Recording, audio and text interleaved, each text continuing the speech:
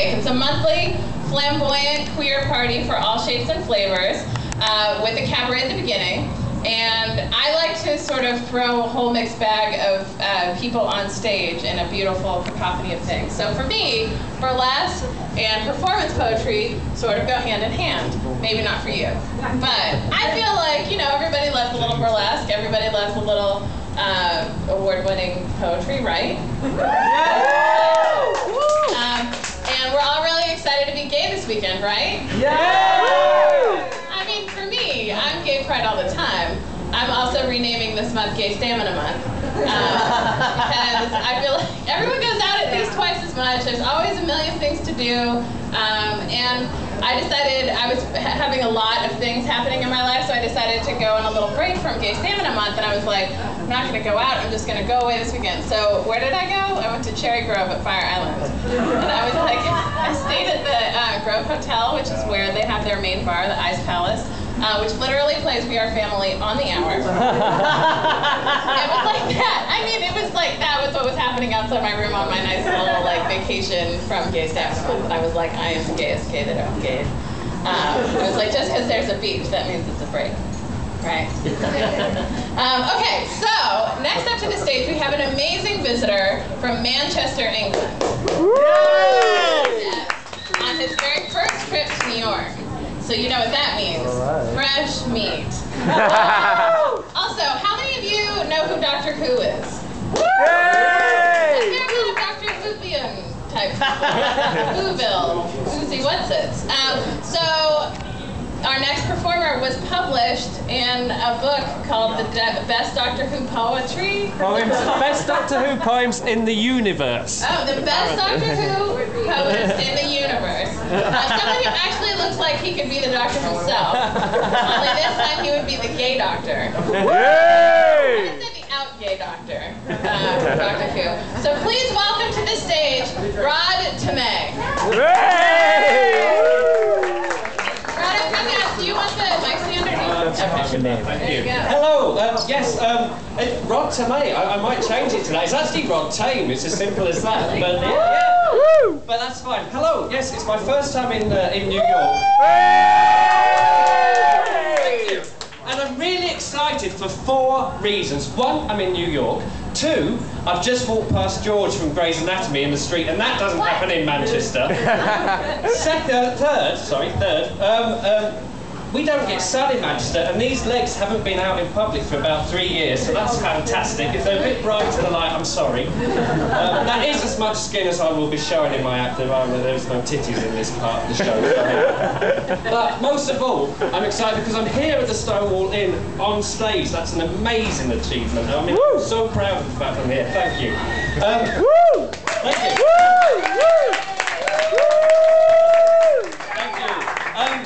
But I do have a confession.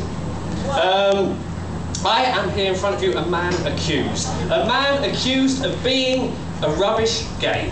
I don't even know what that means, but I've been told it several times over the years, both by heterosexual and homosexual people, to say, Rod, you are a rubbish gay man. So I've looked this up. In the next 3 poems, we're going to examine this question. You can help me decide whether I am a rubbish gay man or not. I've looked it up, my extensive research. I went to the Oxford English Dictionary, which says that a homosexual is a person who has sexual attraction to or sexual relations with somebody of the same sex. Well, I will admit, there have been times when there's been a lot of sexual attraction to, and maybe not so much sexual relations with. Now, part of the problem with that has been getting into gay clubs. I don't know what it's like over here, but it can be quite difficult in England at times. And so I want to go back to a cold, rainy night in 1998. A naive young man leaves the city of Bradford, which is a bit like Sheffield in the full Monty, goes across the wild Pennine Hills to the city of Manchester, where there is a canal street. You've got a canal street here, we've got a canal street over there, and it's the gay village. It's where the original Queer as Folk was set. Oh, yay! But, oh, yay, for Queer as Folk! But, instead of being swept off his feet by a knight in shining armour, he found himself stood out in the street, shouting, "Don't shut that door! I'm gay!" Only been out 3 weeks. And keen to suck on that nourishing teat of Canal Street. But here am I, stood on that gaudy thoroughfare, having a right nightmare getting into a club. A bitchy creature resembling British 80s pop star Sunita stepping out of the pole for a moment. You might not know who that is. She was Simon Cowell's girlfriend, and now she's like his best mate, which is all a bit weird. But anyhow, doesn't really matter. All you need to know is that a bitchy creature resembling Sunita, all day glow and big hair, tells me that I am too much of a macho man to go in there. Yes, I have been here before. Yes, it was on a Saturday night. Yes, I do know it's gay. So am I. Bloody let me in. Okay, so I only mince lightly when riled, and a tight t-shirt on this chest would revile even the most desperate, but I'm hardly a card-carrying lad, a football-playing chav or a rugby-playing habit-all from a posh school. On the scale of camp, somewhere in the middle is a confusing place to be. The closet door may open more than ajar, but you don't register a blip on anyone's gaydar. Aww. So, eventually, I did get into clubs, and I did occasionally pull men, but I still, so, you know, there has been sexual attraction to, there have been sexual relations with, so I feel that's a big tick on the gay form, whatever, for me. So maybe it's that I'm not stereotypically gay. I don't know about that. If you could work with me for a moment. See this here? Can you imagine that this is a gay scale? Down the bottom here, we'll say that's very, very heterosexual. Up the top here is very, very homosexual. So, things that I like. Warm English beer. I'm a big fan of warm English beer, that's probably somewhere down there. But I do like a frozen strawberry daiquiri, that's probably up here. DIY, I own a house, I've done some DIY, I put up coving and you know, skirting boards, that's probably down there. But then I do know what coving and skirting boards are and care about them, that's probably down here. So if you even it all out, I'm probably somewhere in the middle really, so I don't know, maybe it's a bit harsh saying that I'm a rubbish gay. One thing that does give me away is my taste in music actually. I'm a huge fan of Diana Ross. Woo! Woo! I don't think this is tall enough for that really. Should be up there. But anyhow, Diana Ross does bring out a side of me which I kind of repress actually. And I'm going to ask you all a question now. Who here has an inner drag queen? I can see one out there. It's a bit dark. Two. Now come on, be honest. Do you have a secret love of feather boas?